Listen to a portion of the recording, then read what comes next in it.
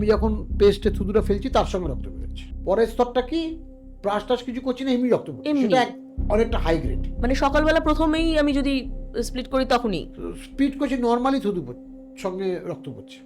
Periodontitis মানে অসুখটার গামের মধ্যে নেই, মানে শুধু মাড়িতে নেই, ভেতরে হাড়ে চলে গেছে, ভেতরে লিগামেন্টে চলে গেছে, সেটাকে আমরা বলি পেরিওডন্টাইটিস।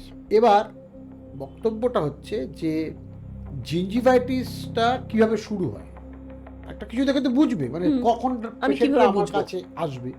পেশেন্ট যদি একরকম হয় যে একটা সাইলেন্ট ডিজিজ, পেশেন্ট কিছু বুঝতেই পারলো না, তাহলে তো হবে না। তাহলে কি কি সিমটম আছে? অনেক পেশেন্ট এসে আমাকে বলে আমার 2-3 দিন ব্লিড করলো, তারপরে বন্ধ হয়ে গেল। এই পেশেন্টের কি আদৌ মাড়ির অসুখ আছে?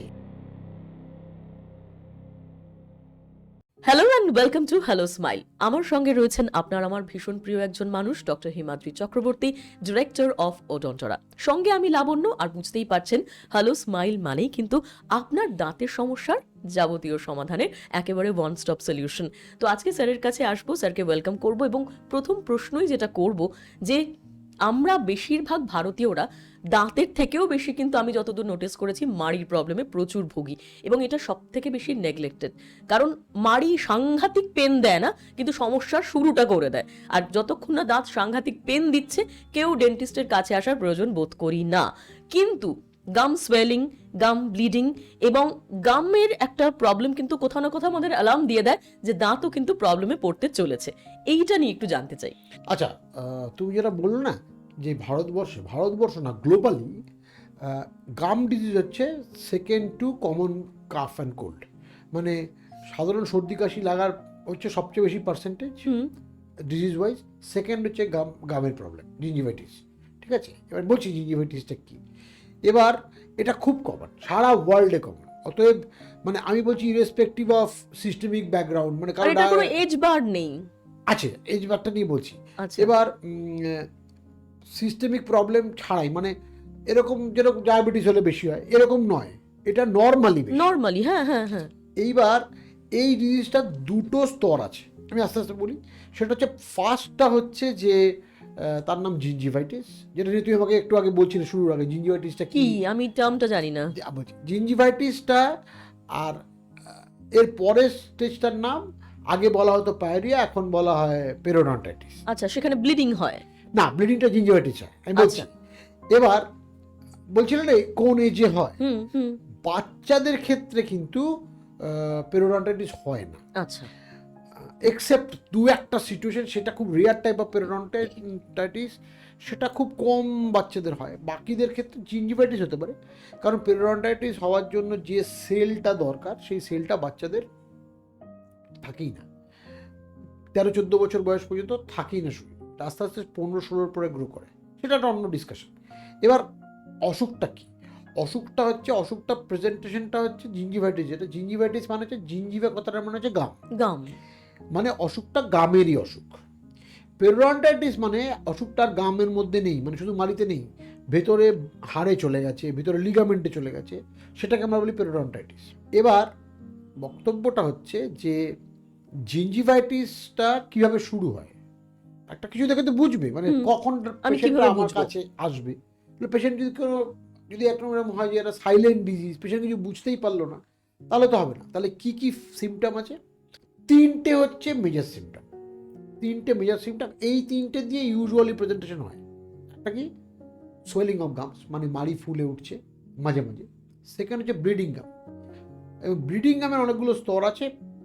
মানে ফার্স্ট স্টেজটা হচ্ছে ব্রাশ করতে গেলে, যদি সে ব্রাশ করে অবশ্যই, ব্রাশ করতে গেলে আমি যখন পেস্টে থুতুটা ফেলছি তার সঙ্গে রক্ত বেরোচ্ছে। আচ্ছা। পরের স্তরটা কি, ব্রাশ টাশ কিছু করছি না, এমনি রক্ত বেরোচ্ছে, সেটা অনেকটা হাই গ্রেড। মানে সকালবেলা প্রথমেই আমি যদি স্প্লিট করি তখনই স্পিড করছি, নর্মালি থুতু সঙ্গে রক্ত পড়ছে, এটা হতে পারে। এটা একটু বেশি গ্রেড। এটা সেকেন্ড প্রেজেন্টেশন, মানে প্রথমটা হলো সোয়েলিং, ফোলা, সেকেন্ডটা। আর থার্ডটাও খুব কমন, এটা অনেক সময় কি থার্ডের প্রেজেন্টেশনটা যদি শুরু হয়, আচ্ছা, সেটা হচ্ছে ব্যাড ব্রেথ। আচ্ছা, মুখে একটা খারাপ গন্ধ হচ্ছে, এটা স্পেশালি। আচ্ছা, এবার এর দুটো ফেজ হতে পারে, একটা হচ্ছে সামনের লোক বুঝতে পারে, একটা হচ্ছে নিজেই বুঝতে পারছি। আচ্ছা। এই 3টে হচ্ছে মেজর সিমটম। এছাড়া যেগুলো হতে পারে যে, কারণ তুমি যেটা বলছিলে না ব্যথা হয় না, সত্যি হয় না। আচ্ছা, গাম ডিজিজে খুব একটা ব্যথা হয় না। একটা হতে পারে একটা ইচিং সেন্সেশন, মনে হচ্ছে সবসময় একটা ইরিটেশন, প্লাস মুখের মধ্যে একটা সল্টি টেস্ট, এটা একটা হতে আচ্ছা, পারে। এই কটা হচ্ছে প্রেজেন্টেশন। এবার এই প্রেজেন্টেশনটা পেশেন্টরা যদি বুঝে আমাদের কাছে এলো, আমরা অনেক সময় হয় কি, এই সময় শুধুমাত্র হালকা একটা স্কেলিং করে দিলাম, হালকা মানে বলছি সুপার জিঞ্জিভাল, মাড়ির ওপরটুকু স্কেলিং করে ক্লিন করে দিলে ঠিক হয়ে যায়। ঠিক হয়ে যায়।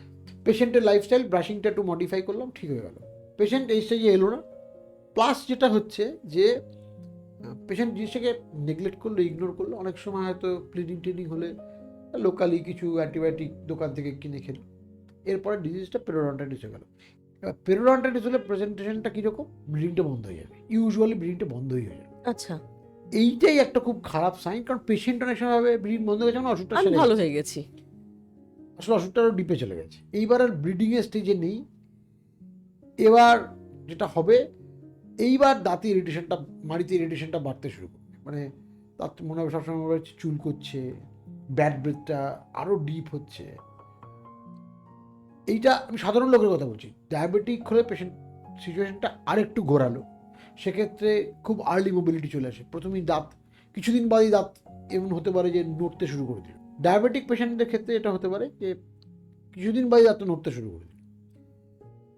সাধারণ পেশেন্টদের ক্ষেত্রে নড়তে একটু সময় লাগে। জিঞ্জিভাইটিস থেকে পেরিওডন্টাইটিস হতে কত সময় লাগবে এটা কেউ বলতে পারবে না। ম্যান টু ম্যান ভ্যারি করবে। আমি অনেককে জানি যে জিঞ্জিভাইটিস হয়েই 1 বছর 1.5 বছর রয়ে গেছে। অনেকে জানি জিঞ্জিভাইটিস হয়েছিল, আমাকে দেখিয়ে গেছে, ট্রিটমেন্ট আর করায়নি, 7 মাস বাদে ফিরে এসছে, অলরেডি পেরিওডন্টাইটিস হয়ে গেছে। এবার ফিচার কীরকম, যে প্রোবগুলো মাড়ির মধ্যে ঢুকে যাচ্ছে। এইবার পেশেন্ট প্রবলেম নিয়ে আসছে, খাবার দাঁতের ফাঁকে আটকাচ্ছে এবং ব্যথাও হচ্ছে মাঝে মাঝে, ব্যাড ব্রেথটা ইন্টেন্সিফাইড হয়েছে, এবং কোনো কোনো সময় হচ্ছে যে দাঁত হালকা নড়তেও শুরু করে দিচ্ছে।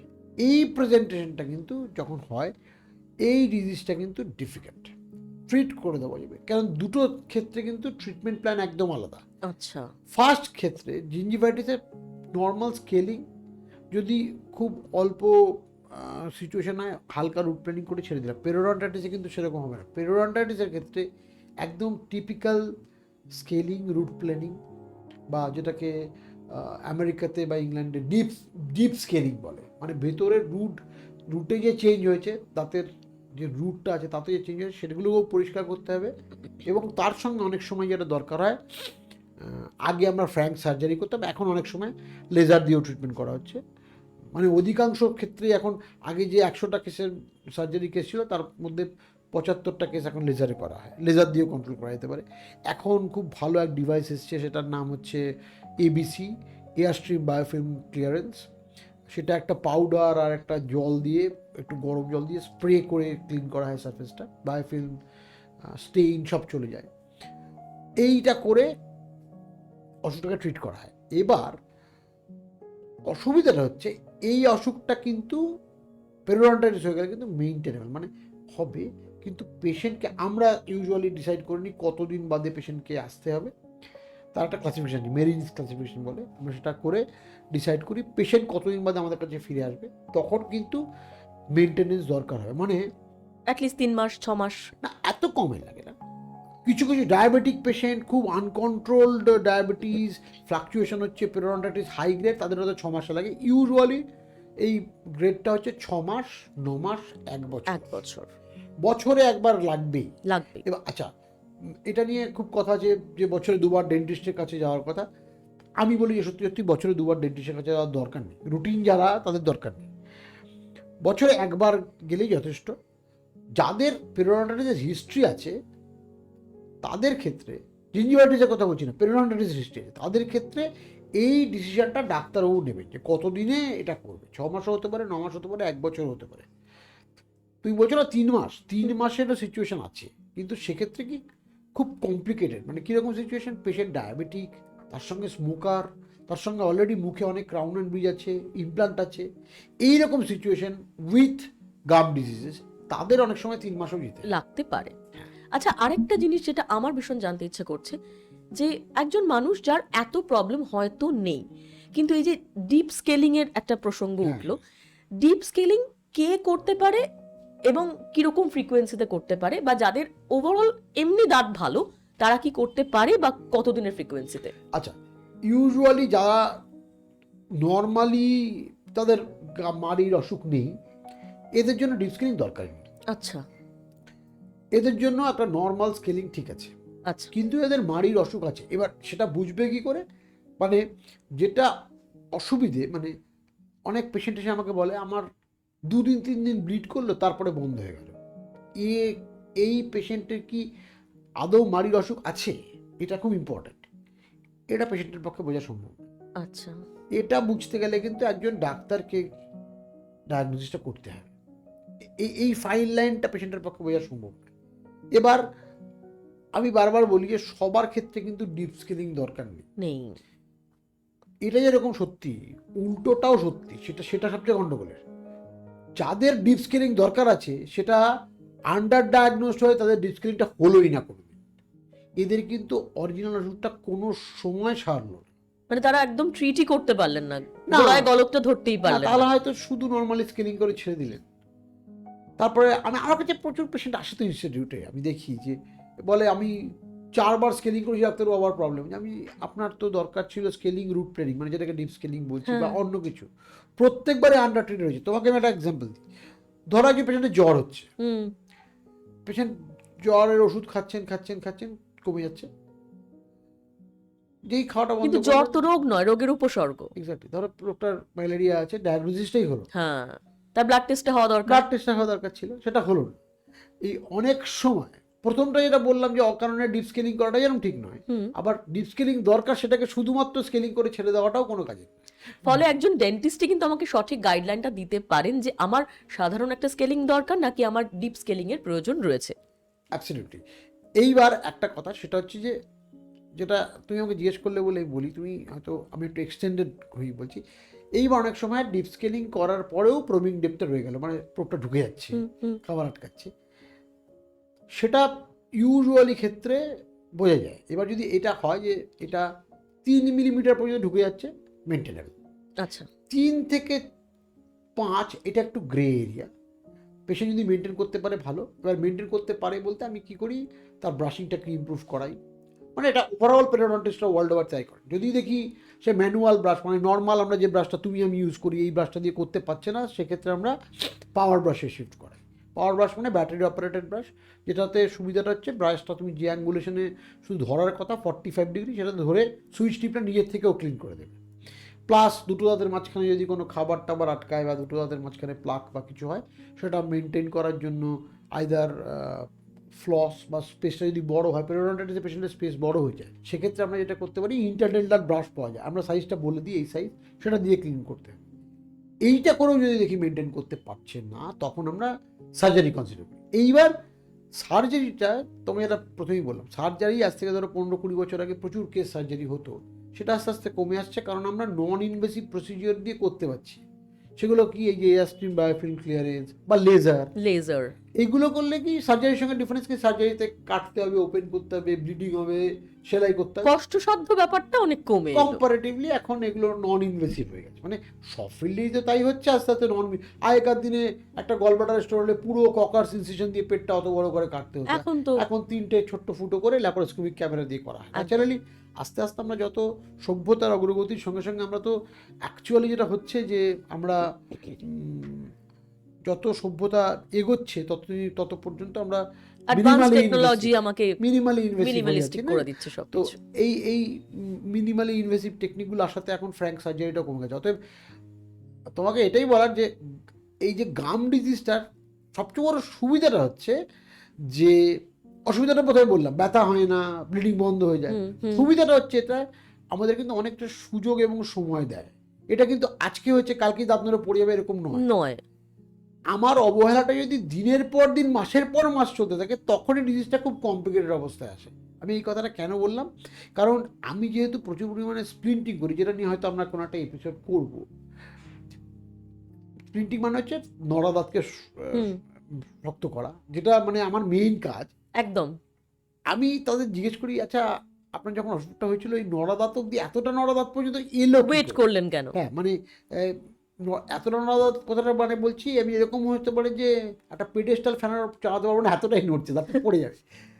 আমি জিজ্ঞেস করি তারা আপনার এই অবস্থা অবধি এলো কী করে?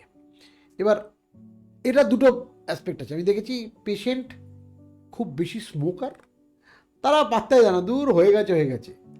আরেকটা গ্রুপ আছে, তারা বলে ডাক্তার আমি বুঝতে পারি।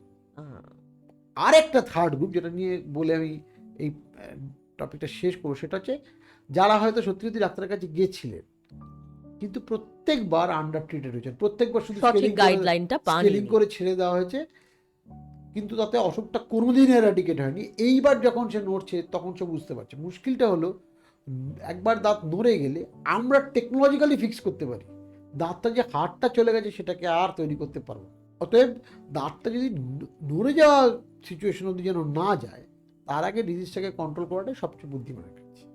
অর্থাৎ কোথাও না কোথাও আপনার দাঁত কিন্তু সময় থাকতে থাকতেই আপনাকে একটা সিগন্যাল দিচ্ছে।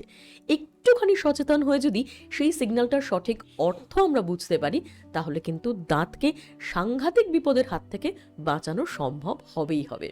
হ্যাঁ, শুধু আপনাকে একটু সচেতন হতে হবে, যেমনটা বললেন আমাদের ডক্টর হিমাদ্রি চক্রবর্তী। আমাদের এই ধরনের আলোচনা ভালো লাগছে তো আপনাদের? তাহলে অবশ্যই আমাদেরকে ফলো করুন আর আগামী এপিসোডের জন্য অপেক্ষা করুন। নিয়ে আসবো আপনাদের জন্য নতুন কিছু।